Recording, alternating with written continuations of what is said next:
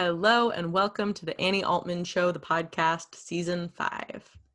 Welcome to the second episode in the Community C series. Today, I am so grateful I get to be here with Peter Stone. Hey, Peter, he's out on the East Coast right now, and we met in college at Tufts. Peter is a musician. He's an artist of a lot of types, and especially a musician, extra much musician. Check him out on Spotify. You can follow him at Peter Stone Music. Thanks for being here. Hi. Yeah, thank you for having me. It was a very excited. rambly introduction, and then I was like, and boom. No, I'm glad to be here. We talked about this for a while.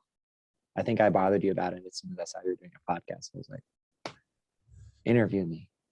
Not a bother. I'm really glad to get to I'm glad we get to do this. I'm glad too we met through psychology classes, so now we get to psychoanalyze in a very chill, recorded for someone on the internet at some time to watch or listen to and reflect on their own community thoughts and feels while listening to two people reflect on theirs. Yeah. Yay. I would love for you to share a little bit about you, whatever feels good, of where you grew up, what is really exciting to you, what makes you feel most like you. If you could just give your whole diatribe on music and your passion and connection to music, which I know all musicians love doing with words. Go for it. Oh my goodness. So my name's Peter. Yeah, I grew up in the Harrisburg area in Pennsylvania, which is a couple suburbs and also in the city of Harrisburg in central Pennsylvania. And moved around a bit. Like Annie already mentioned, we met in school, which was in the Boston area, and then lived in Los Angeles as well, and a few other places much more briefly. But yeah, as Annie mentioned, am a musician primarily, and started I don't really remember starting to learn piano and drums and stuff, because I started doing it at a really young age. And then played saxophone and got really into guitar when I was a teenager. I just got obsessed with the excitement of performing and being on a stage. And I liked, at the time I was also doing acting and stuff in school, and I really liked performing in general, but ended up just getting way more into music, just thinking it was so all these 60s and 70s guitarists were so cool, and touring must be the most fun thing, the most amazing thing in the world, and just seeing all these places and meeting people and just being an artist. And so I definitely have very consistently been a performing musician ever since starting bands at age 12. And I'm almost 28, so almost 16 years. That's fun. And yeah, I really love all different kinds of music. I think there's a really fun quote, which I think is a John Coltrane quote, which is that there's only two kinds of music: good music and bad music, which I hold to. Anything can be, any genre, any stuff can be really cool if you do it in a fun way. I think you were asking me about my philosophy of music as well. And just, I don't know, there's so many uses of music. I find myself using music a lot to soothe myself, and to enter kind of a trancey state of being swept up by music, and it taking me away from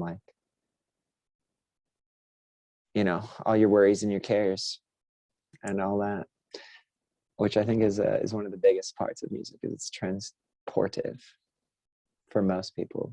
I think that's one of the biggest things. Totally transportive. Yeah. Totally the wave, and something bigger than whatever thought or feeling you could be stuck in. Something that's across all cultures and all people, singing, dancing, laughter, all communities, all humans gravitate towards those things in some capacity. Yeah, absolutely. I always think it's really funny because that's so much harder for me to like dance than like play music, unless I am playing music, in which case I will dance around all silly like. Yeah, well, so while you were sharing just then, honestly, part of one of the thoughts that came in my head was I was kind of like observing and then very aware of observing the you on this sort of stage of we're on a Zoom call, we're recording just us now, something that will go up on the internet later, and like this Mm-hmm. sort of performance, Peter, and next to the you I've seen play music and like dance around while playing guitar, Peter, and you're like here talking like kind of in we're having like which it's a different kind of performance and it's a different kind of container, and it's cool to get to see the range that we all have, which I feel like is part of, like you said, with music being transportive, that I know for me with music and dance it can open up more of a different range and more of different places, both the performing and the listening, and getting to be part Yeah, of the experience either way. and it's funny that you mentioned like how different this this version of me seems than like when you'd seen me play before, because I feel like you probably have mostly seen me play like with rare occasions, right? Yeah, and I've Like seen some of, well, yeah, I've seen some of the stuff like virtually since then that is right. more similar to this wavelength, and also both of them feel like Peter to me. It feels not like a like who is this person? It's like, oh, like Peter in a different outfit. Like this is Peter with Yeah. like this hand gesture instead of like this hand gesture.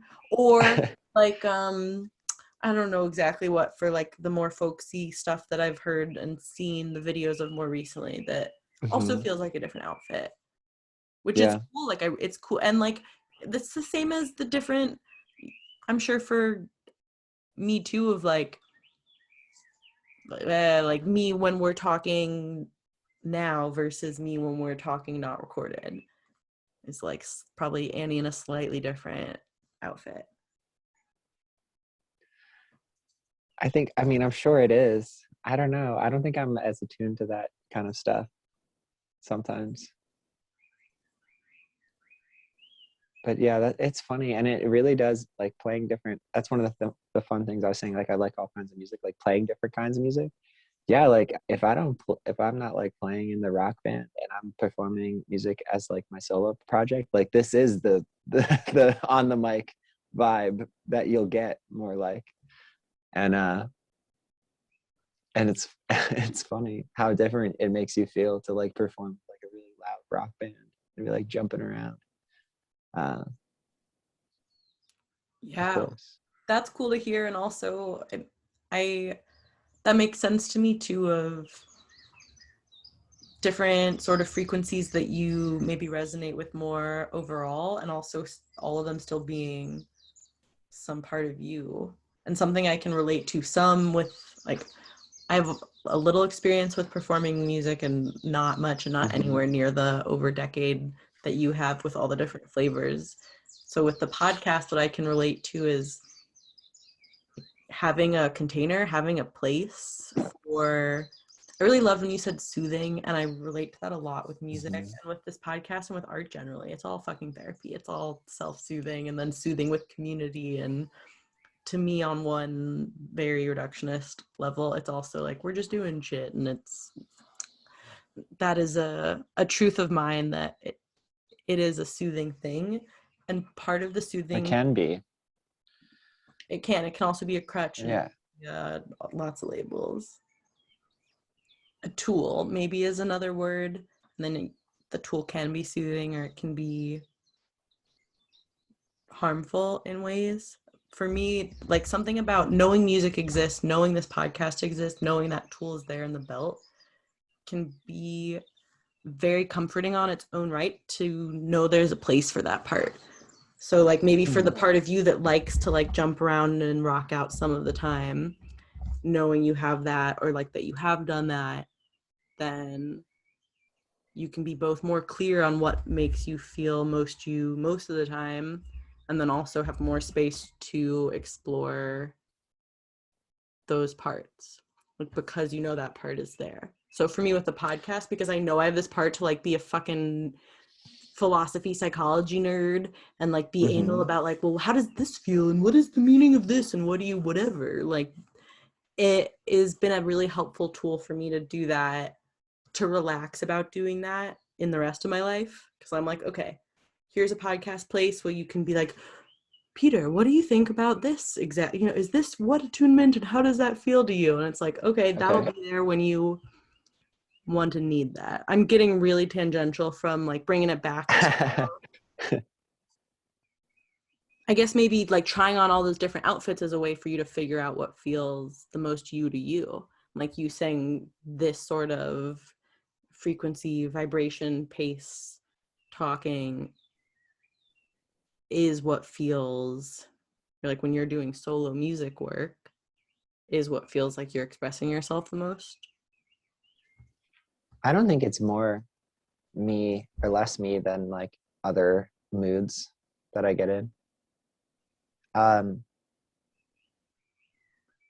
you saying, so for you, do you get the same kind of like flow state, like transportiveness from like hosting and interviewing as I'm describing with music?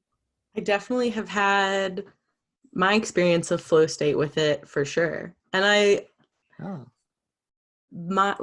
I've experienced some flow through music, through dance, through yoga, through stand-up. And so I have some idea of like what the flavor feels like for me and the different sort of environments. Yeah. I can totally feel, to me, the transportive word, a lot of it is taking you out of time space a little bit and taking you out of having a really rigid perception of whatever the thing is. Like that thing I said about music being, it's bigger than whatever the thought or the feeling is, and being able to like turn on a song or the experience of being around live music or moving your Well, it body. feels almost silly after I like asked that, because like of course conversations like one of the most common like things that people do to transport themselves, or like to get outside of themselves, like in a therapeutic way. Like, oh yeah, I hung out with my friend and we chatted. Yeah, it's Yeah. almost like there's been times where you've called even someone who you might be talking to now. It was like, hey, I need to talk to a friend to converse and flow, get it moving. I'm being a bit of a sarcastic something, insert Is word. this payback for pre-podcast It sarcasm that is. Annie received from Peter? Oh my god. Yeah. For the listeners. So no, I don't like to say that like this, but like being chill is like more me than like when I get really like fucking aggro sometimes, because I don't think it is. I think they're both central, or they're both necessary parts of what it is to be me. And it's like I love the viewpoint on one person's mental situation as thinking of the parts of themselves as a community, which is fun, connection, like allowing the different parts of yourself to exist even if they're in conflict with one another, and like not feeling like, well, this one is in conflict with this other one. Like the part of me that likes to be free and flow and not have a lot of commitments, and like be able to do something at the spur of the moment and like find you know, weird tangents to go on through my day. That part's in conflict with the part that's like ambitious and like wants to like accomplish long-term goals. And like I don't have to choose like this one's me and the other one we have to smother them in their sleep. And you just have to like let them be in conversation with one another, and like whichever one, if one's not getting what it needs, like finding compromises internally to allow for that. Totally, the internal compromise. Yeah. It's like, I don't know if you've heard of internal family systems. That's one. That's exactly where I got this whole mindset. Okay. Yes. And also the movie Inside Out, which demonstrates a lot of this of, and other frameworks of Yeah, and I appreciate you connecting it to community, and also the one of many reasons I really enjoy getting to talk with you, because you take accountability for all of your inner parts, and you do the talking it through where you're like, okay, well, they're all there, so how can I support them all in existing? And I so feel you on that paradox, and I really, to me, that feels like a very common human truth of anyone who you'll like quote really talk to, of feeling that sort of internal conflict of liking two things that seem maybe opposite or in disagreement. Or I so relate Yeah. on the performing and loving the performing in the crowd and socializing in people. And also I live not around, like I can't see many people, and I very specifically live that way and love that. And I'm like, that's a weird combination. And also Right. that's part of too, for the like, it makes sense those both feel like Peter, because that's part of what makes Peter Peter, is that you play folk music and rock music, and you do duet covers and you do single covers and acoustic. And from my perception of you, like in my bias of it, it's the same way too. Like I view you as someone who really likes to play a lot of different instruments and likes to explore a lot of different genres. I also just showed the song Poppy that you showed me. I showed someone and like watched, and I even filmed part of their reaction. It was so fun. And I was Yo, that song though, if anyone who's listening to this, like, what's the artist name of that song? It's called Poppy. Yeah, we'll link it in the description. It's just Annie's just bringing up this song that I love. We both loved it, so and I'm obsessed with it. It goes between, to me, what feels like Queen to like Britney Spears to like something like death metal, like it to just it's insane. It just keeps changing genres, and it does it in a very elegant manner, which is one of my favorite things to do in music. Like, honestly, fusion is some of my favorite stuff. Like classic fusion, but also like, fusion that does it in new, interesting ways. Like, I feel like my favorite genre right now is basically a fusion of like emo and indie folk and like uh country, or like, you know folk rock.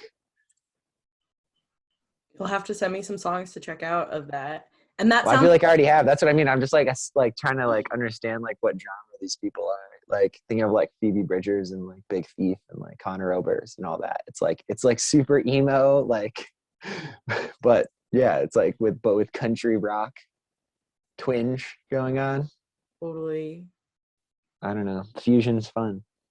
it is. And like how to even it is, and how do you even describe it or label it? Or I feel like food is another one, and movement things, and music so much explores stuff fusing together. And that same thing too of like you're your own internal community and all these different parts, and then a song doing that too and bringing together.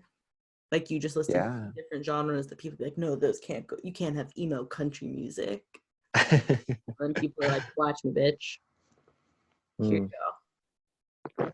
yeah. Which for the feelings part of it, some of the therapy for me of it, which is the podcast therapy of the levels of like getting to say out Mhm. loud, is that it feels so good to see that and be like, wow, look at that human who is integrating all of those parts together and is Yeah. finding ways for them to make music together and make art and do something and enjoy or learn from each other, like whatever hippie lingo that is true to me, and feels good to see that that's a possibility. Mm. The transportive again of like, oh, there's more options than like whatever mind story I had of like these things must be separate. I can't possibly like this and that. Like the like you like I I keep was talking, all the performance. yeah. Yeah, I was talking the other day about like a very strange development in civilization in general, where like traditionally, you know, pre-globalization, people's music was very localized, right? Like you were from a specific place, and the only songs that you knew were the songs that like were in your traditional music culture. And obviously, like with some bleed into your neighbors, but ultimately not very much bleed into like different musical cultures, like, you know, between like Western Europe and like South Africa. Like, no. A little bit, and you'd hear it, but like in terms of actually meshing the cultures, it really wasn't too much of a thing. And like music was an integral part of like what your culture was, and it still is. But like nowadays in the West, we grow up and we like choose a music and the culture associated with the music, and like they even like seek out people that like the same music as us, as if there's like it's like telling something about your personality, like which music culture like you chose to identify with like as a teenager, and like et cetera, et cetera.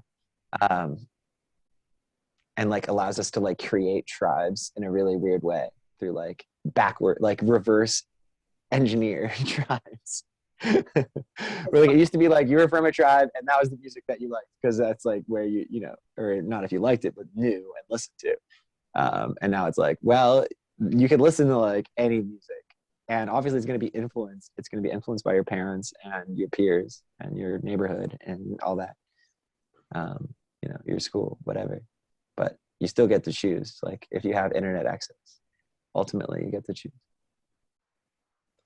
And so then people have chosen tribalism full circle again.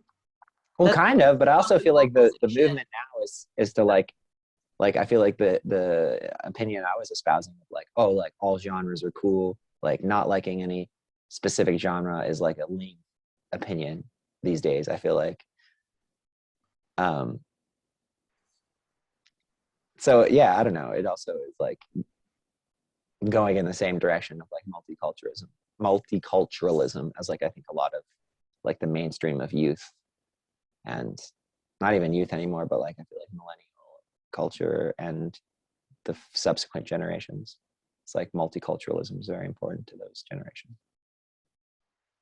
I haven't connected music so directly to globalism before and technology, and how then having that connection of technology with music has shaped music so much, and then the circle of how that shapes the art imitates life, imitates art. Yeah, Thing. It's for real. I'm with you on loving all genres, some song from all genres, and also feeling like it is I mean, it's a similar too of like I do feel relating to someone, a community connection to someone if they like the same band. Like I love Mm-hmm. that feeling of like both knowing the same, you know, like when you and someone else both really connect with a song and you can both feel like that song's really important to that person and to you, and that sort of community connection feels really good to me. And also I'm with you that on some of the it feeling really excessive, or noticing stuff going to what I perceive as really extreme tribalism of like I only like this genre, or like this is my all-time favorite band, or like I've seen like people getting honestly like possessive, some of it to me, of like when people will get, or it kind of is like I'm projecting some of my own stuff too, of like this very hipstery, when people are like, I've seen them in concert live 8 times, and someone's like, I've seen them live Oh my 12 god, I times. hate that competition, but yeah. It's like, great, I'm glad you both saw them live multiple times. That's super cool. Yeah. Yeah. Have you got like a certain band that you've seen live like way more No, not significant, not like one that I've seen than like over 10 times. What about you? no? Yeah, for me it'd be like Umphreys McGee, which is funny because they're like one of those bands that people do that with, and they like get obsessed and they'll go, yeah, I've been to like 47 shows. I was like, that's a lot of shows. But so I haven't been to that. I've been to like 8, which is not that many compared to people that are super, but it's like still way more than like, you know, most of my favorite bands I've seen like never or once. So it's pretty aggressive. Though I did see the Weaker Thans do 2 of their albums straight through 2 nights in a row, which is really fun. Favorite band to see them 2 nights in a row. It's crazy. Whoa. Whoa, that's its own kind of experience.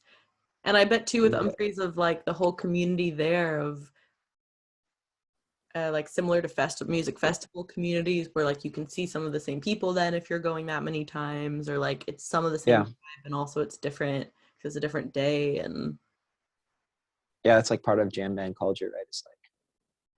It's like the festival is attached to a band instead of like a date or a place, a date, time, and a place. But yeah, it's really interesting. jam band, Wild, wild. the jamming culture. Oh yeah, or like just that's like part of what defines that genre is like that cultural notion is attached to it, that people are like obsessive about traveling to see them and going to see them every time they're there. I mean, it's cool. It's like the loyalty to the artist is really fascinating, and it's like very antithetical to like some of, like indie, like my music kind of falls into like, when I was with the rock band and now it was like kind of an indie rock band or like garage rock or something like that, kind of fit in that like paradigm. And then now my stuff is like, it's like folk, singer, songwriter, but definitely like, I usually would say it's like alt folk or indie folk, something like that. And that, I feel like that part of the music scene is like almost the opposite end of the spectrum, where like people do get super loyal and like obsessed with artists in those genres, don't get me wrong, but there's also like a huge like factor of like, oh, like who's the new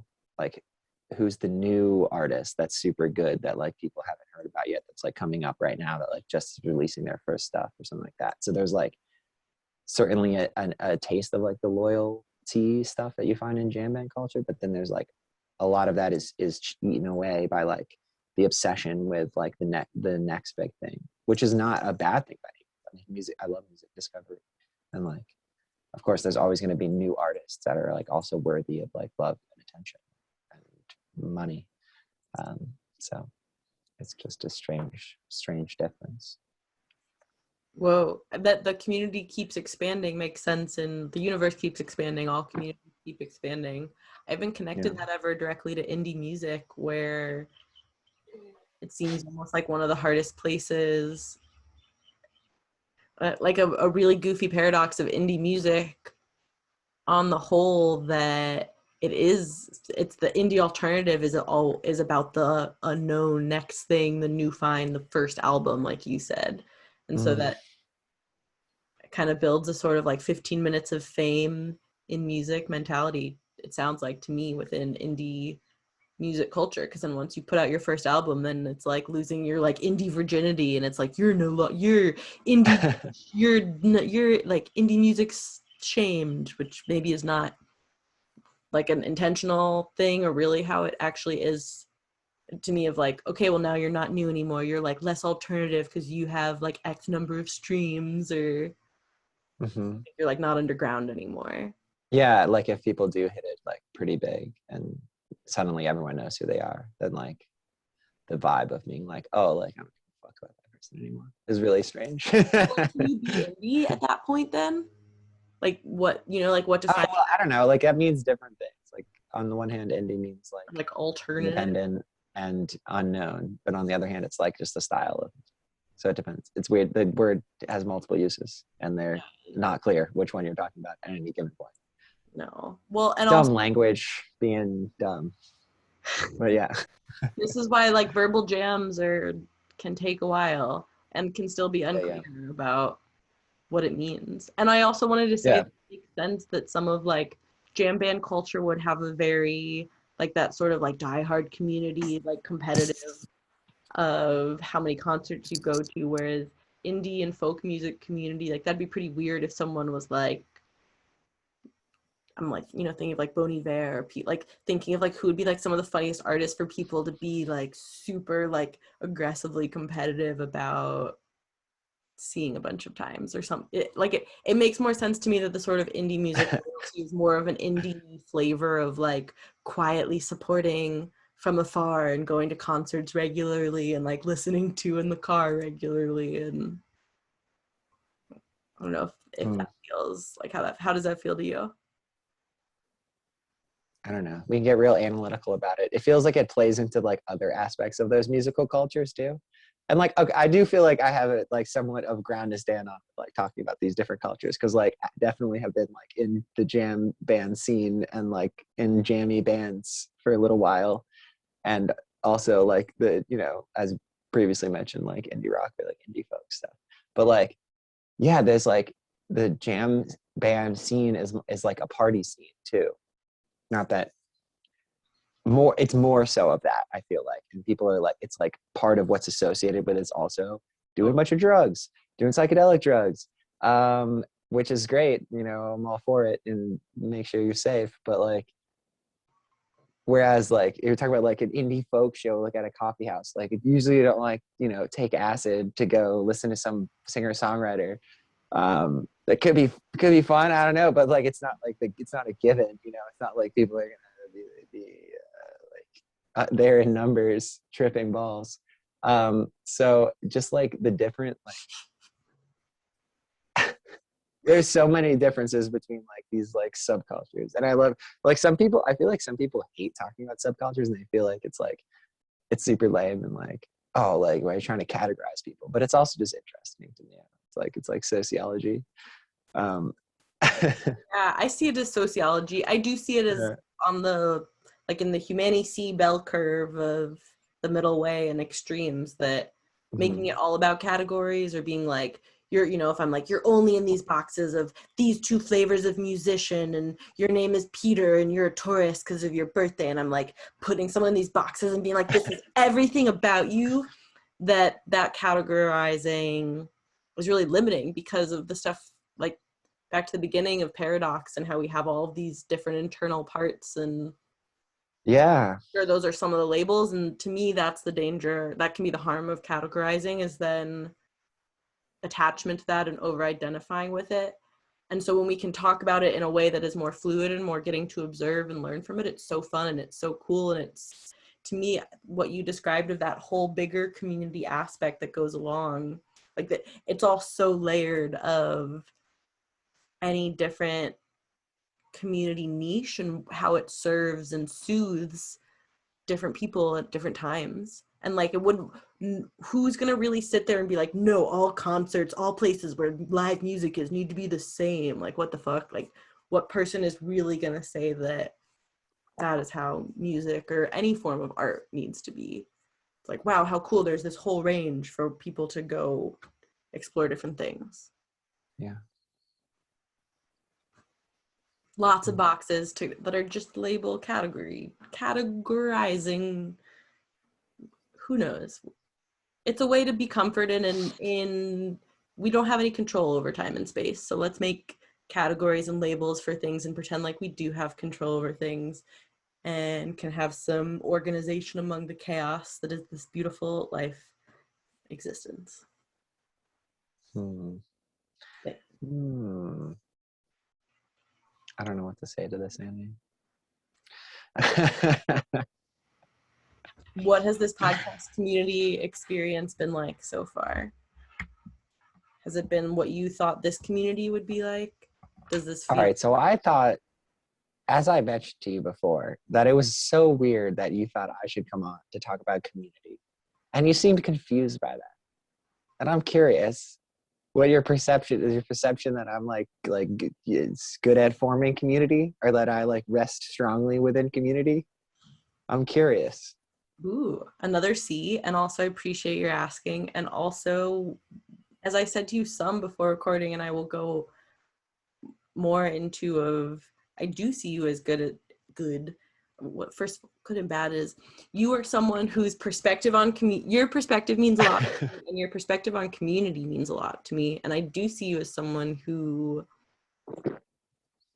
well, okay, two things. I see you as someone Mhm. who is very true to themselves and how, and your internal community and your different parts. And so I feel safe and good around that openness with you and that sort of communication of, Mm. like I said earlier, at some point, of like you being accountable for your stuff and your perceptions.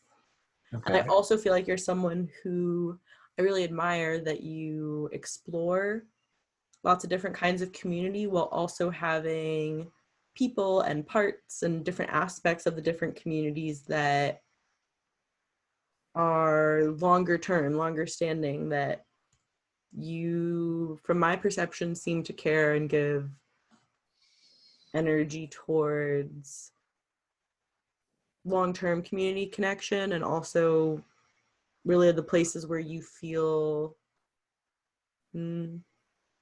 like I see you finding parts of community that really nurture you and soothe you, and really giving back to those also, and giving attention to keep up those connections. Like you're like, oh, I bothered you to come on the podcast, and I like, my perception of that is like, wait, this what, like this person I really like talking to, and enjoy the like I enjoy the perspective of who I enjoy, like different things I've made with you in different kinds of communities in different places, Mm-hmm. that now I get to make another thing with you, have some other sort of flow art community. You're like, it's a bother about, which is a helpful reflection. But that's a joke, though. I didn't really think I was bothering you. I thought you knew that. I feel like you're probably joking, and also a little bit not joking, as sarcasm tends to go, where there is some level of, and again, maybe I'm being overly attuned and then projecting my own stuff or misinterpreting completely, that I feel like within different communities, part of this human tribalism is also this feeling of insecurity and this feeling of, I don't belong, I'm not allowed to be here, I'm a bother. I relate to that feeling for sure, of like when I've like things of talking to you about like, let's jam or let's do this thing, and I'm like, oh, am I bothering him to ask about this thing or to send this whatever, that I don't have any like super insightful thing of this, as much as to me that feels like a common experience, and then again a part of the comfort of knowing so many different types of communities do exist and are out there, and that each person gets to navigate for themselves, like, where does that feeling come up for me the most, and where does that feeling feel accepted, and what's my stuff I can be accountable for to still take action with that feeling, or to say it, or to still show up and participate somehow in the community. I also, like, you did stuff with SSDP, Students for Sensible Drug Policy. That feels very community oriented. Like I do feel, and you've done a lot of activism That's funny. things. What? I have done a lot of activism. I didn't do very much with SSDP. I just hung out with people who did. But no, I haven't been doing activism. 2 events, Annie. I was fun. I mean, like at school, I did more activism stuff with like Tufts Labor Coalition and like the environmentalist stuff, and with just like the activist community in Boston, like more broadly, like some like anti-racist stuff that was happening, like with Black Lives Matter organizing that was going on when we were in college. Yeah. Oh my. Bless you. Truth. Do you feel like those are But it's affects? I mean, yeah, it's like trying to take action to, to solidify the strength of the community and protect the, more vulnerable members of our communities.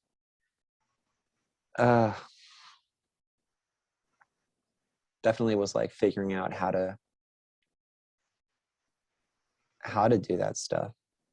And I've always juggled it with,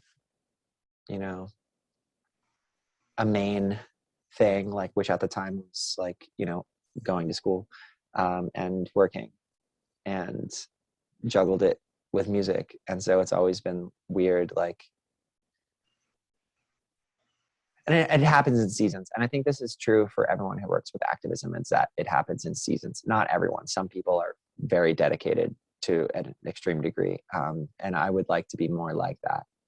But for a lot of people, I think, and you have to accept this, is that like sometimes you get more time and inspiration and you're in a good place energetically and you're able to volunteer a lot. And then other times that you're not, for financial reasons or for emotional reasons or whatever is going on with you. So that's something about that you have to accept. But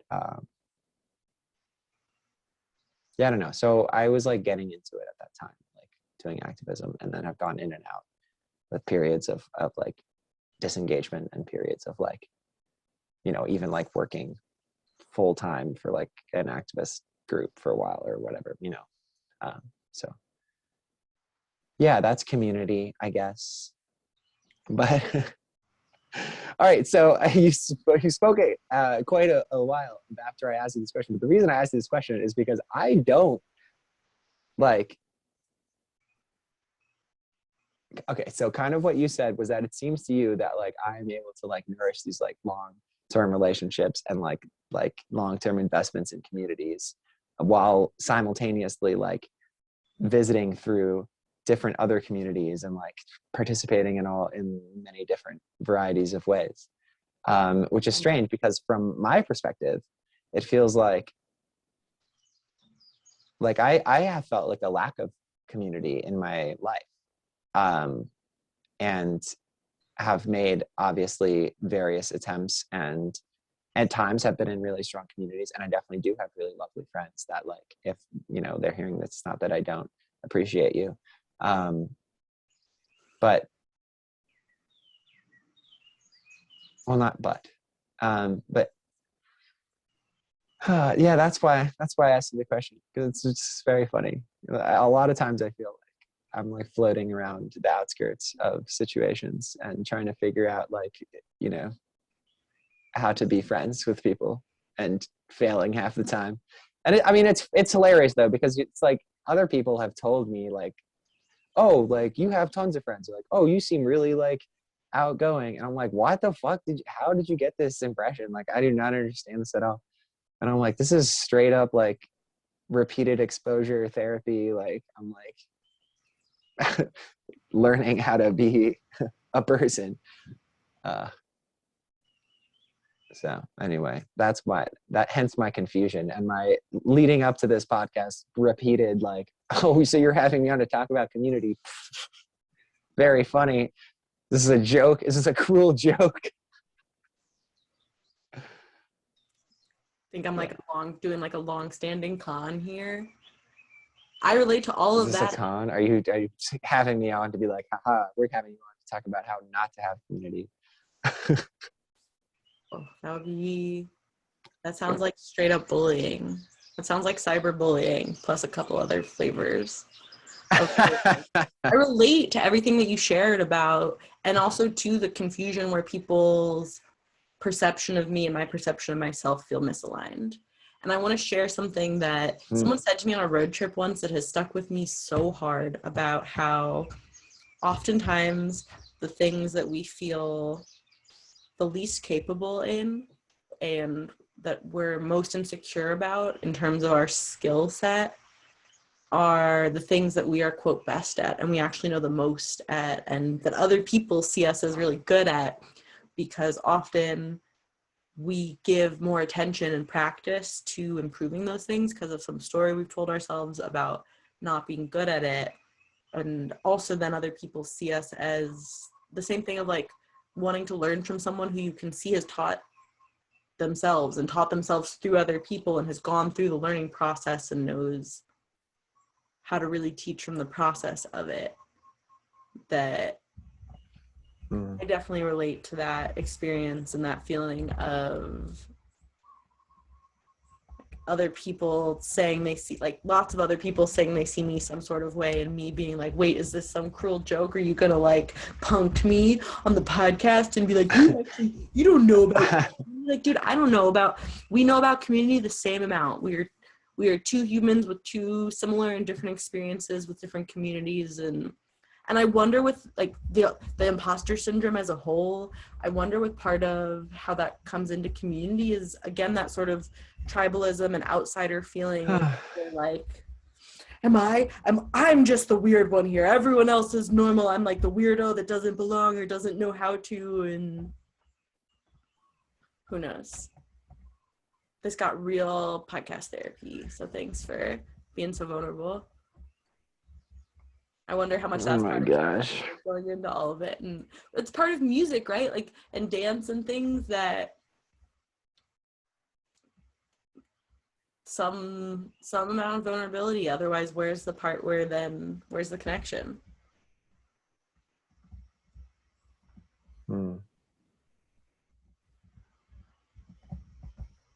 Annie, you're breaking up a little bit. It says you have red. Your bars have turned from green to red.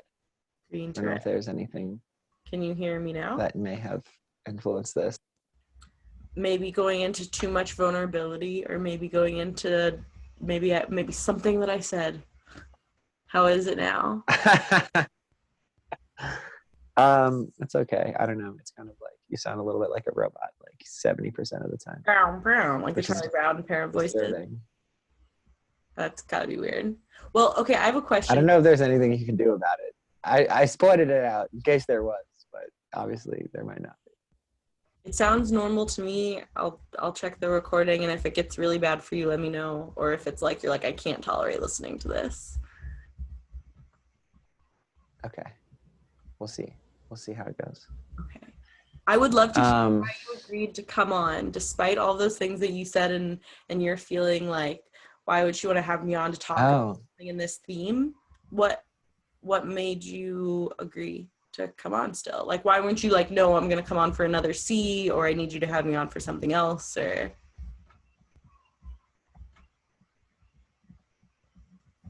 I mean, I'm just game to talk about community. Like, I'm interested in community. I just think I have a lot of interesting things to say about most topics, whether or not I know shit about it, which is a funny characteristic. Yeah, I definitely like am fascinated by communities, and like,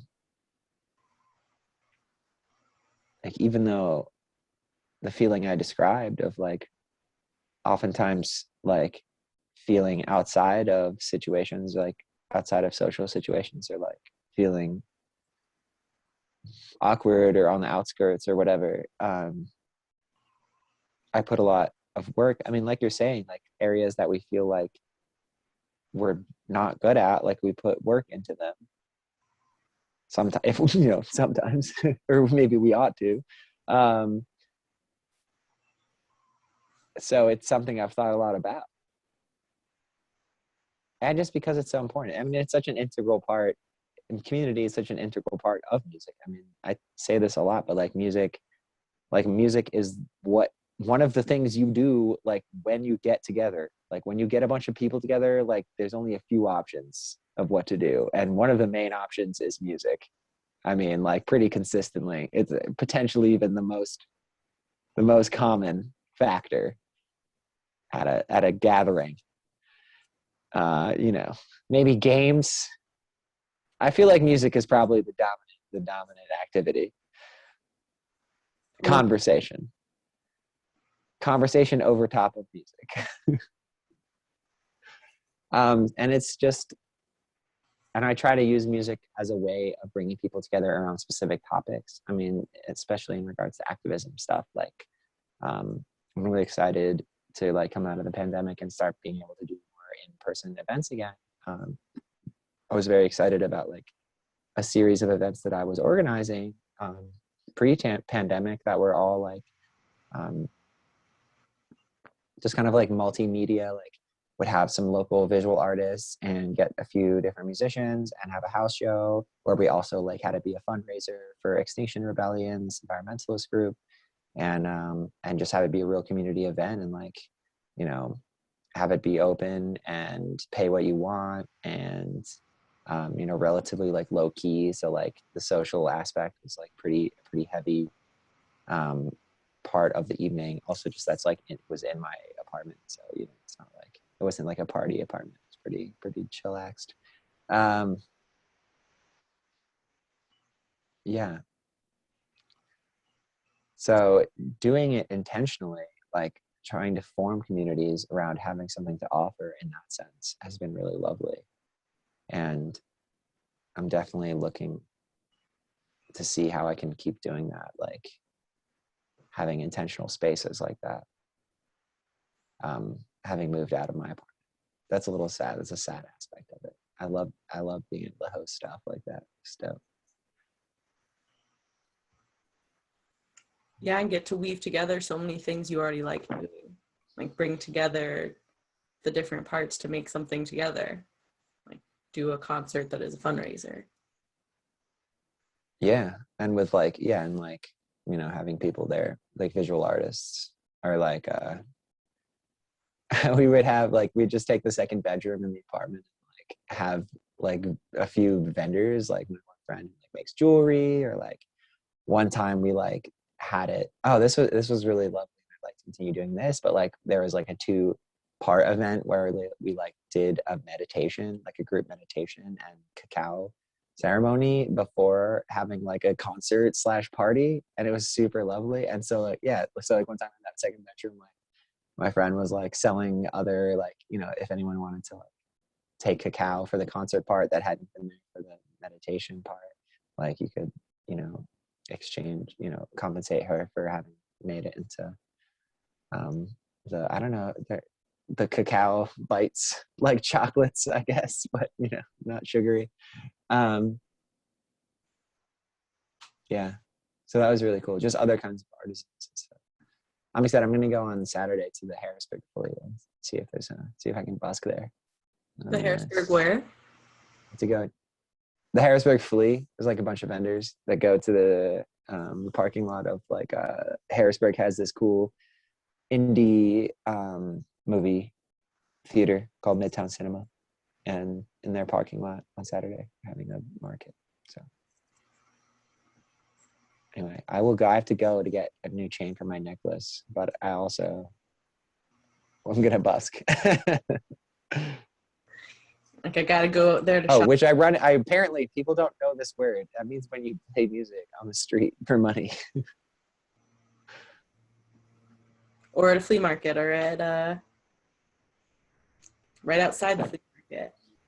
Which then that helps, like people who are there selling get to listen to music too, and then maybe it helps them get more sales and all of that community networking, like the whole community tapestry of, like you said too, of like doing a home concert and having your friend selling jewelry and having someone there with cacao. And I hadn't thought about that so literally before, of like at a certain number of people it does become music as sort of the option, or one of the options that seems to give everyone something they can all focus on the same thing in their own way about, like be in their own flow state, in a sort of connected flow state to something else.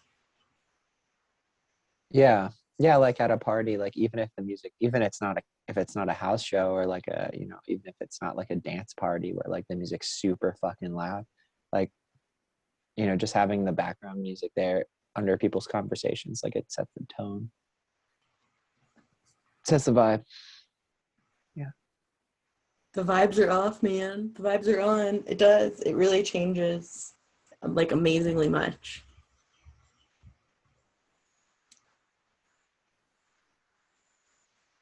Yeah. Are you thinking about the flea market and what you're going to play?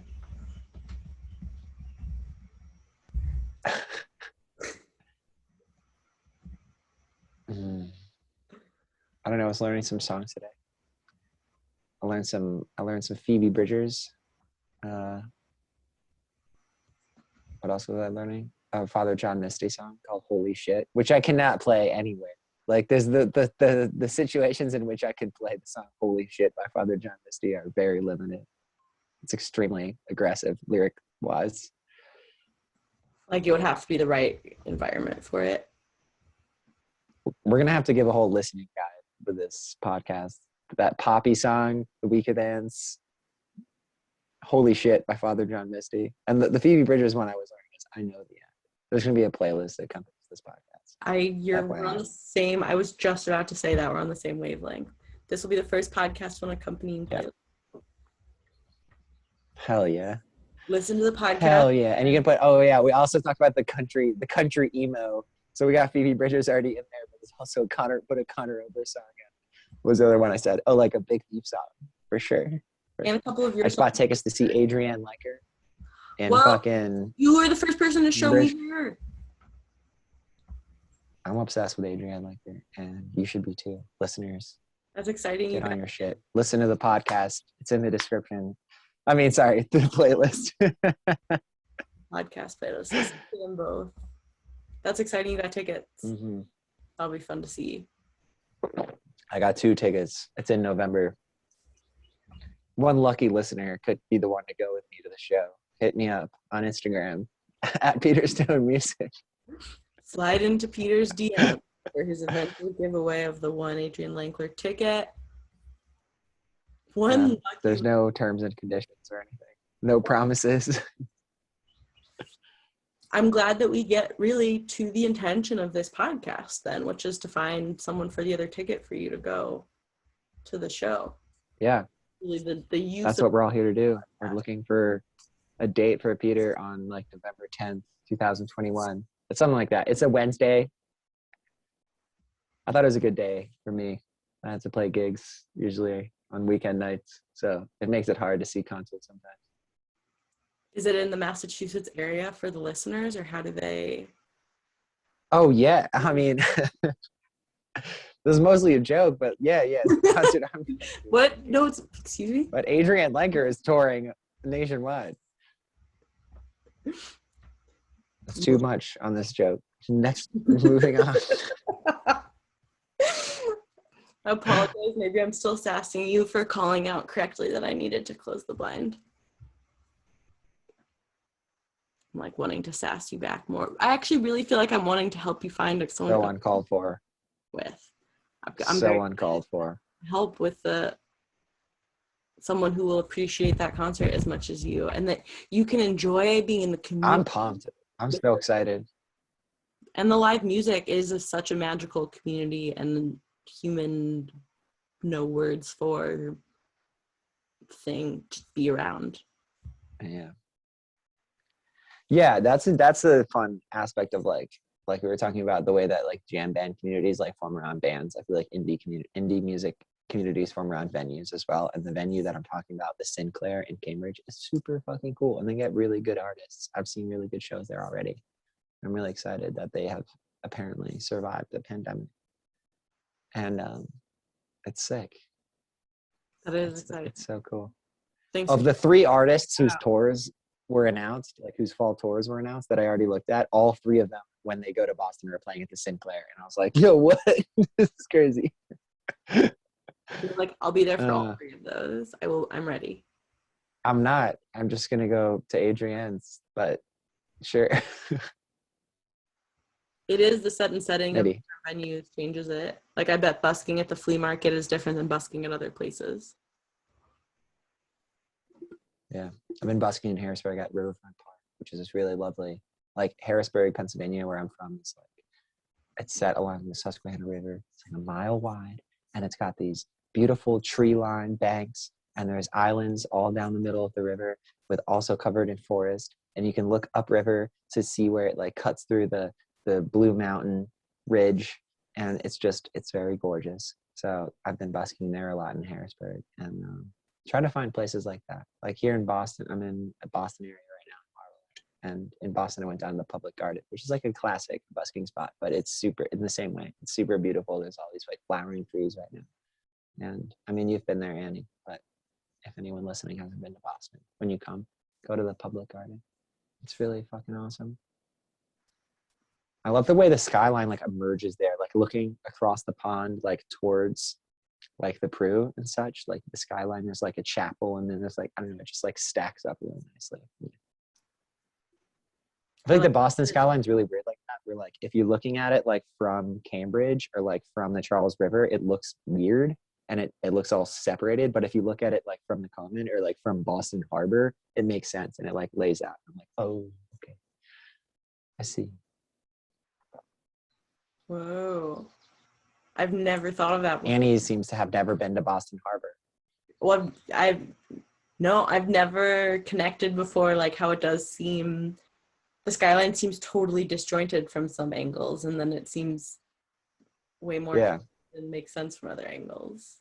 I've never like from on top, like from Somerville, like from on top of the hill at Tufts, like on the library, like it looks super disjointed, right? Like it's just like scattered. But no, Look at it from Boston Harbor. Take the the memory I'm thinking of is from taking the ferry from P-Town to Boston, which is a great trip to do. Boston to P-Town on the ferry. But yeah, if you haven't been on a boat in the harbor, do that next time you go to Boston. East Coast, check out that view.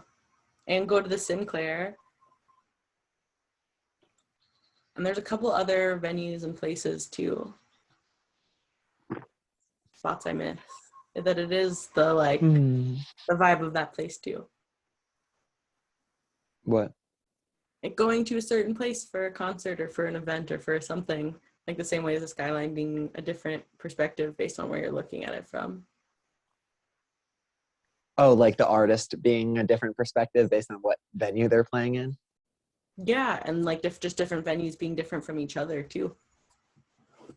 Getting to go to different places for all of the different kinds of self-soothing through all the different experiences of all the places for live music to happen and all sorts of art. Yeah.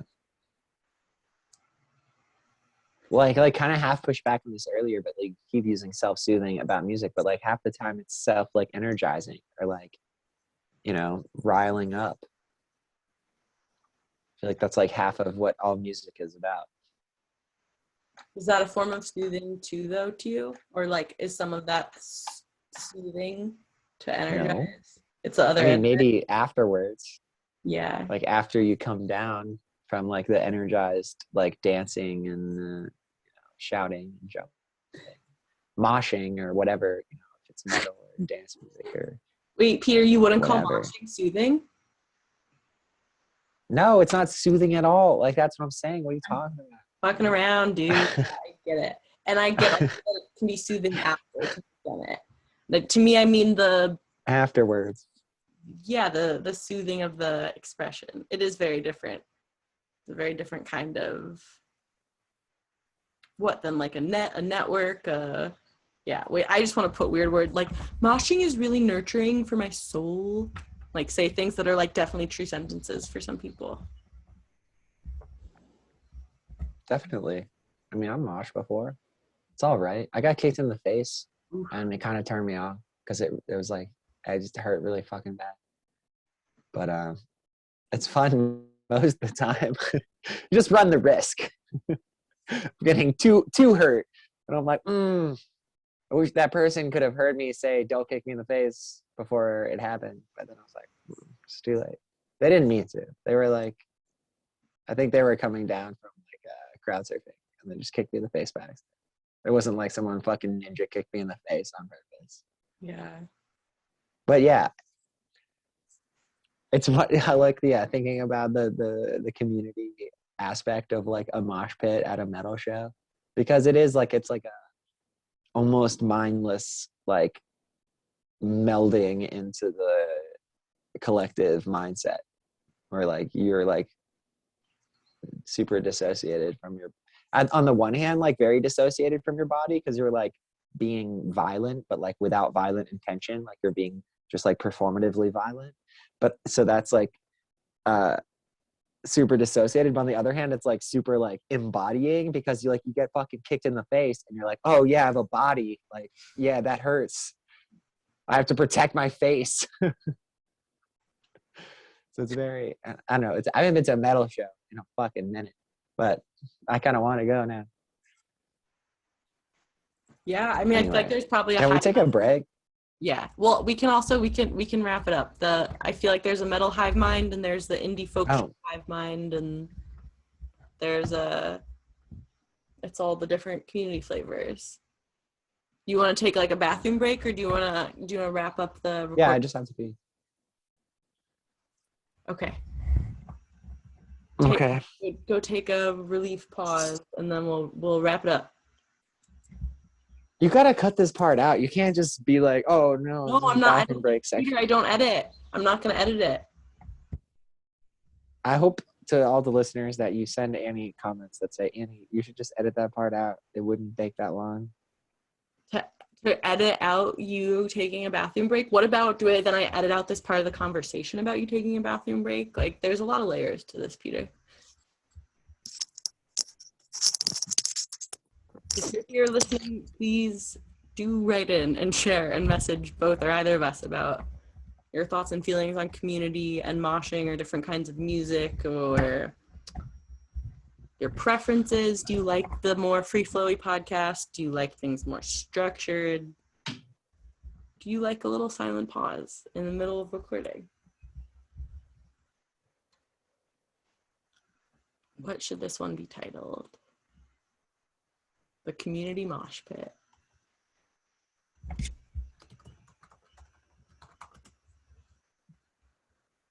The Community Concert.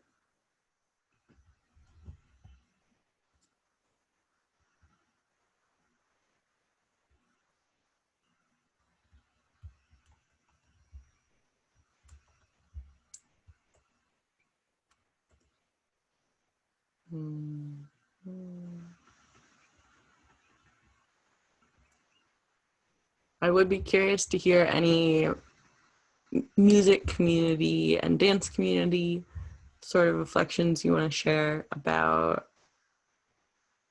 I feel like one of my favorite things about communities is that there's all these different places that nobody knows exist, and they're just existing and doing their community thing, and they don't know about the other ones, or people don't know about them. And I love getting to be introduced to different stuff, or just to know people's experience with it. So please feel free to share.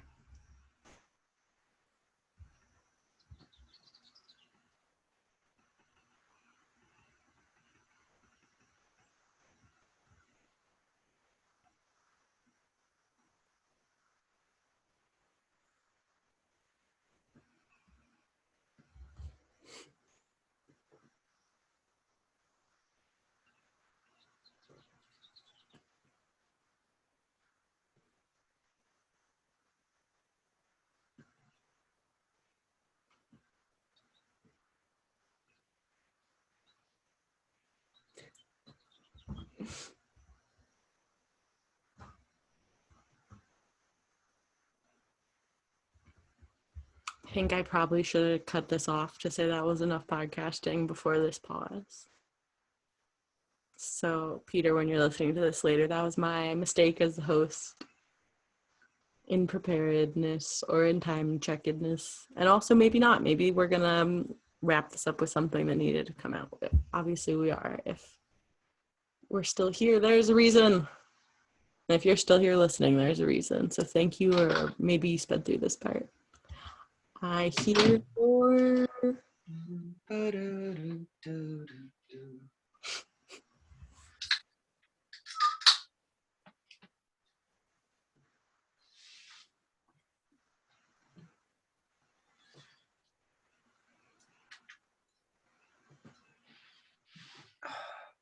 Welcome back.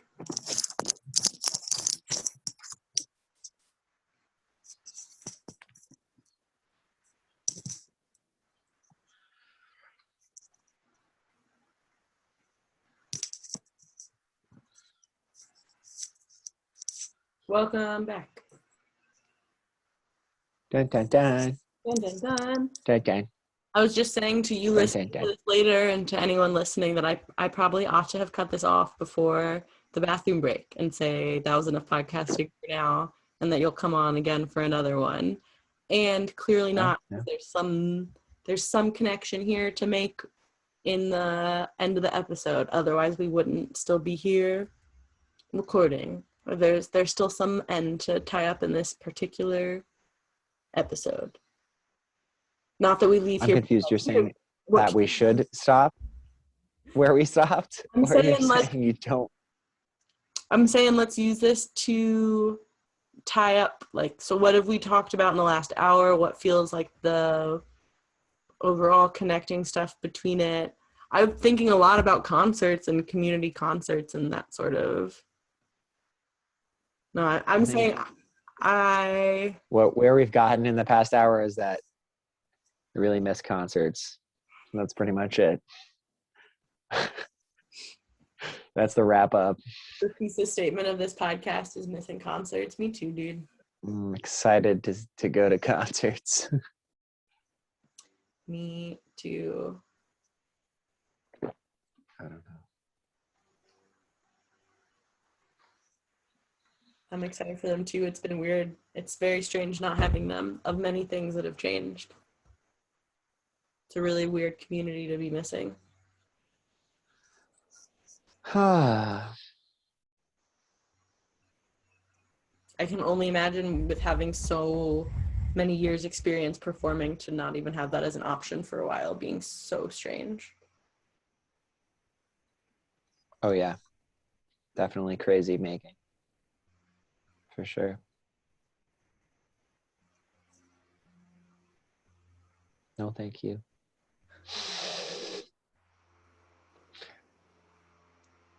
I bet it felt really good when you started busking again or like doing anything where you could perform outside a little bit. I'm guessing that was a big relief and soothing. Yeah, so it's such a different, it's a very different type of, speaking of like the way that community and music interact. So I would say that like busking and a lot of times I do gigs just as a good way of making money by like playing at bars and um, or like getting paid to play at farmers markets or wherever, stuff like that, wineries. And like that stuff and busking, playing on the street has a very similar vibe where it's like people are not trying to listen to music.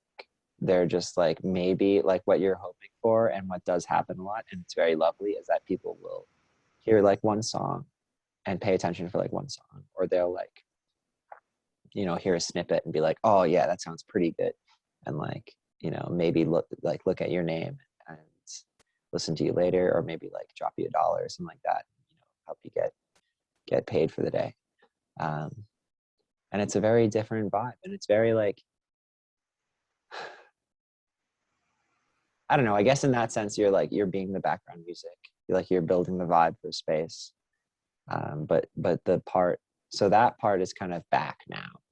um but there's a very different nourishing aspect to like a concert where like people sit down and listen to like, you know, a whole set, which is like an extremely different vibe.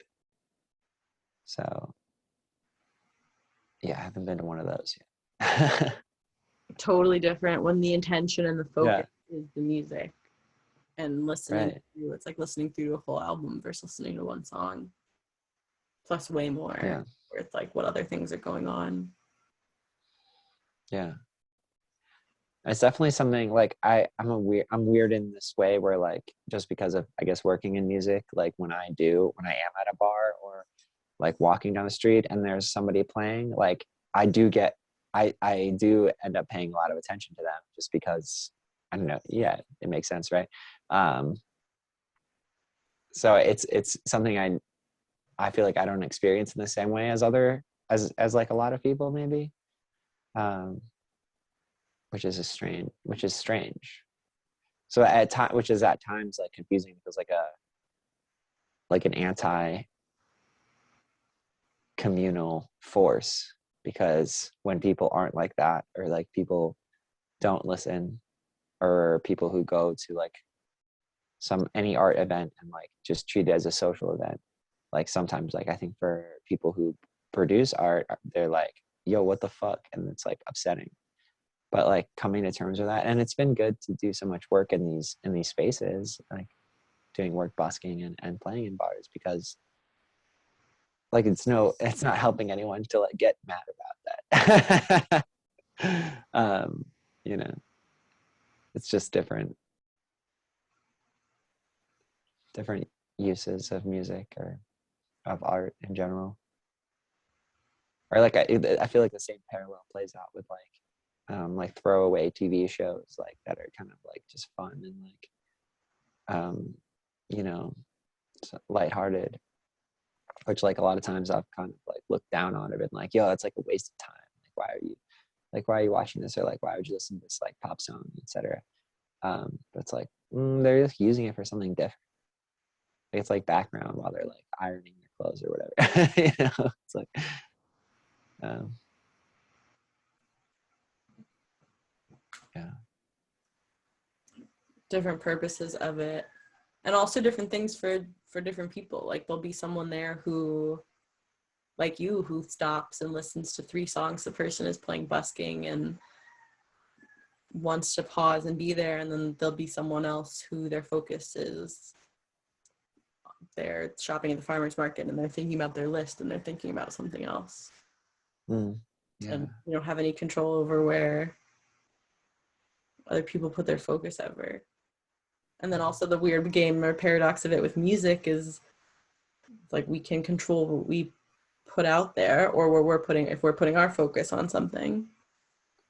Like with music, there is, like we said, this sort of like background or this connector, and still everyone's connecting to it in their own way. Yeah, which is like, yeah, like it's shared between music and like visual art, like design and, or even, you know, painting, and that's that type of visual art. But like those senses where like you can't really shut it off with vision and hearing. I mean, with other art forms, like you can, you know, you can stop eating a meal, like you're not eating a meal accidentally, or like, you know, you can, I feel like with a speech, or like with some art forms, with reading, poetry and novels, like it's easy to like close the book. But like for music and like design and visual art, it's like you are a lot of the time creating an environment for people to exist in. And they can't turn off the environment. It's just there. It's kind of heavy, I guess. Yeah, I've never heard that before too. And also with the normalization of it, of like listening to like songs on the radio in the car, like all the places. Mm-hmm. Yeah, everywhere you go, like in the store, you know, on the street, even sometimes in like, you know, weird like too much developed neighborhoods and stuff, you know, like in LA specifically. I wonder then if that makes it for the part of, like you were saying about intentionality and being really clear about what that community space is and what the intention is of that art and that thing. I wonder if that's part of the challenge in the art form of music specifically, is that it's like, how do you make something more intentional that is more normalized and ubiquitously everywhere, and still have, like, that's what with concerts of like, okay, this is like, I am giving my money and time blocked off for this thing about this band and this music, and letting it be more ceremonial, more of its own, like giving it more attention, and like not like giving it deeper attention more than just more attention. You mean from the listener side or from the Yeah, artist? from both sides. I was thinking more from the listener side. From the artist side, I bet there's also like its own sort of connection and community of like, oh my gosh, my song's playing in the grocery store, like my song, like the song's on the radio and I'm getting to hear it here and people are connecting with it in this way. And then the type of like, people came here to hear me play songs from these albums, or me play these, like me do these covers that I do, plus my songs, plus whatever, that the intention of it being so different. When it's like you were saying, of it's, there's always some sort of background noise and visual, is the visual equivalent would be like going to an art gallery, going to like, I am going from this time frame to this time frame to check out these paintings by this artist. And then it changes the whole, to me, that changes some of the experience when I have that intention with it, and that sort of container for what's happening. Mm-hmm. Yeah, I had a weird experience the other day where I was like, I was making fun of myself because I was leaving an art exhibit, and just was like putting on a bit about how I thought it was in Boston, in Dorchester, and we walked out of this art exhibit that our friend Kat had like been part of curating, and it was super cool. And came out, and like the view down the street was like a bunch of trucks, and then behind that you could see like the Boston skyline, and then just like beautiful, like, you know, the clouds were doing something real nice. And like just having been in an art, like in a space that was like encouraging you to like appreciate visual aesthetics, put like all of us in such a mood where like we ended up like joking about the mood of being like, oh, everything looks like pretty now because of going in there, like coming out like now we've like put ourselves in this space psychologically. That's a very cool story that feels very related to this, and I totally relate to, and that feels related to what you shared of you as a musician picking up more on music everywhere when you're out and doing your life, that you're seeing that more. And so then that's cool too, the practice, the event of going to that thing changed your perceptions for the rest of that day and for later, and like even in the telling the story of how are you seeing everything, how are you seeing the world? Yeah, that's really cool, of like picturing you all out there being like looking at another visual snapshot. Like, wow, now this next painting. yeah.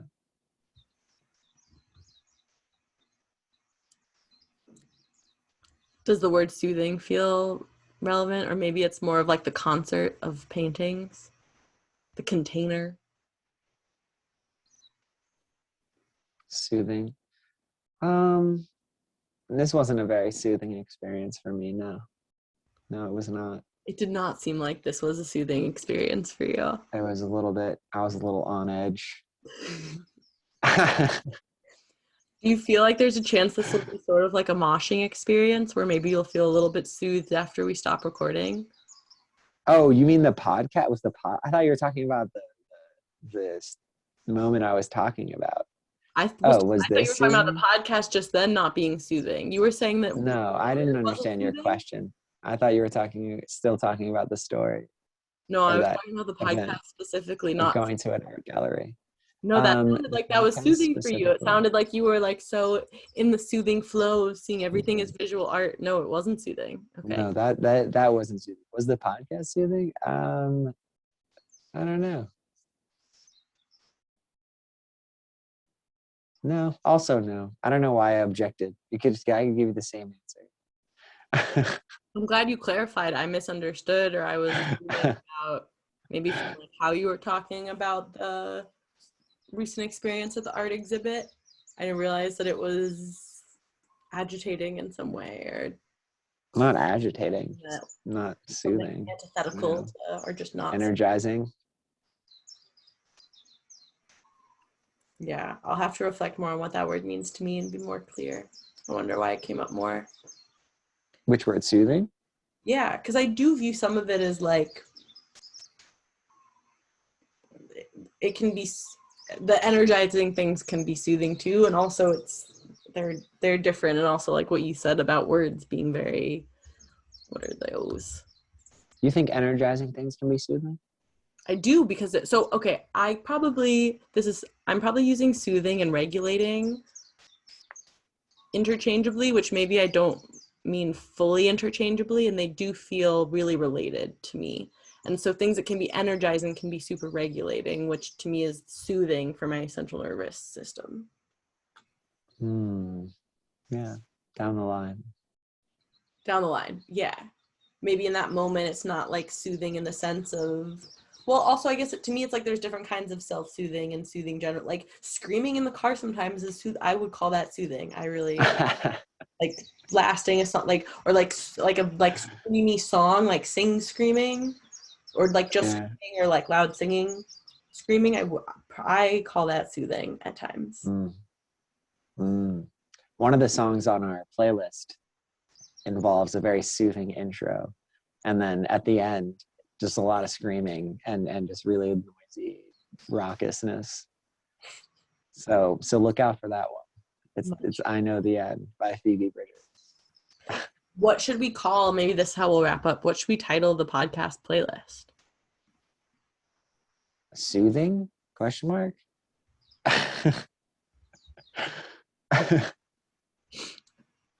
I'm on board for that name. Okay. And what about for titling the episode? The community concert? The community soothing question episode?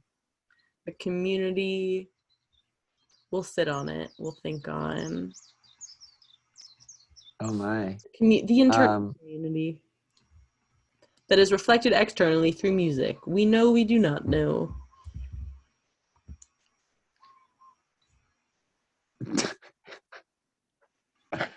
The eternal conflicts between the jam band scene and the indie folk scene. That would maybe some kind of title. No, that's not a good title, but like, I don't know. it'll come to one of us. This is why you need to edit, because cut this part out too. This has been good. I will link all of your information in the description box so people can find your music and your Instagram and stuff more easily if they didn't catch your name at the beginning. If you're still here listening to us and you do think that I should edit out bathroom breaks or be more clear and just end the podcast before the bathroom break has to happen, that's normally what I do. It felt not like the time for that. So here we are. Look. Do share. Comments. Yeah, I got new songs coming out. I just put out a new song. You should see this, and now this has to go at the beginning, which it didn't. But I've got new songs coming out. I put one out last Friday, and they're coming out every 3 weeks until September. And yeah, I'll be playing live around different spots in the Northeast through the summer, and then maybe we'll expand the scope. We'll see how things go. But hopefully things will be returning to more freedom of movement will return more and more. So got that to look forward to. Concerts coming back and more. Yeah. Thank you for coming on and sharing all the things and the number of times soothing was said and many a good future reflecting and podcast reflecting here. Thank you. Thanks for having me. I love you. I appreciate your perspective. I'm glad to get to record this with you. Yeah, it's really nice. Thank you. Thank you so much for tuning in, and thanks for being you.